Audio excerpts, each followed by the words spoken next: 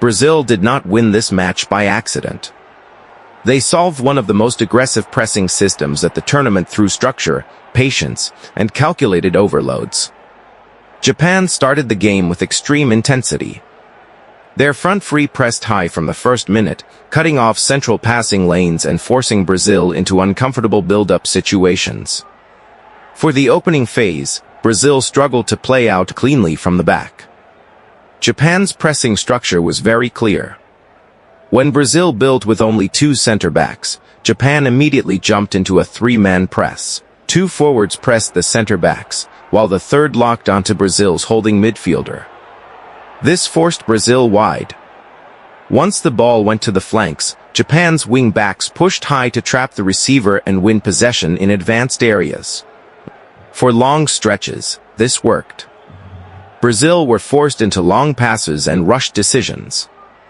But the match changed when Brazil adjusted their build-up structure. Lucas Paquetá dropped deeper into midfield zones, creating an extra passing option between the lines. This immediately forced Japan to make a decision: either follow him and open space behind, or hold shape and allow Brazil time on the ball. When Japan stepped out to track him, gaps started to appear in midfield. Brazil began to exploit this with quick combinations. Paquetá would receive under pressure, turn, and immediately connect play into central or wide runners. This reduced the effectiveness of Japan's high press. Another key problem for Japan was overcommitment in central pressing zones.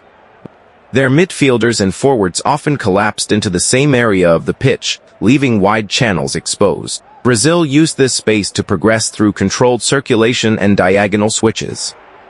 However, Brazil also showed structural issues in their own build-up. At times, too many players dropped deep to help progression. This created congestion in central zones, making it difficult to advance cleanly under pressure. When Japan regained shape quickly, Brazil were still crowded in build-up zones. Japan also adapted intelligently during the match.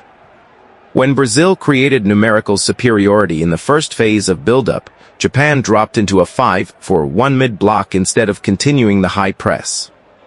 This reduced risk and protected central spaces. But when Japan detected equality in the first line, they immediately switched back into their aggressive 5-2-3 pressing structure. This constant shifting made their press unpredictable but also physically demanding. Brazil gradually found ways to break it. The key solution came through quick positional rotations. The forward line frequently dropped into midfield, forming diamond structures that overloaded central zones and pulled Japan out of position. This created passing angles between the lines. In wide areas, Brazil also built overloads with multiple players combining in tight spaces. These short combinations helped them escape pressure, but they often failed to switch play into the opposite flank where space was open. Japan's pressing remained dangerous in these moments, especially in wide traps where they forced turnovers. Defensively, Brazil also used structured pressing. Out of possession, they formed a compact structure. One forward initiated pressure, while midfielders tracked Japan's central options. The aim was to force play wide and compress space. But Brazil's pressing system had a weakness. When using cover shadows to block passing lanes, Japan often used quick 1-2 combinations to escape pressure. Once the first pass broke the structure, Brazil's midfield line was exposed. This became a repeated pattern throughout the match. Japan consistently found a free player between lines after breaking the first wave of pressure. As the match progressed, Brazil improved their directness. They increased the number of crosses into the box and attacked the far post more aggressively.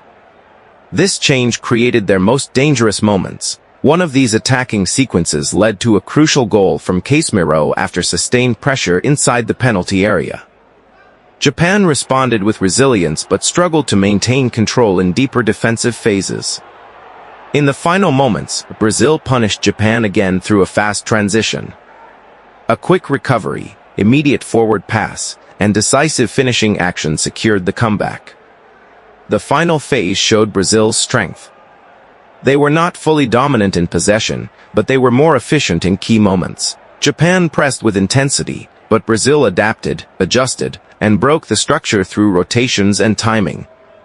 Did Brazil break Japan's press through tactical adjustments, or did Japan's intensity fade at the key moments of the game?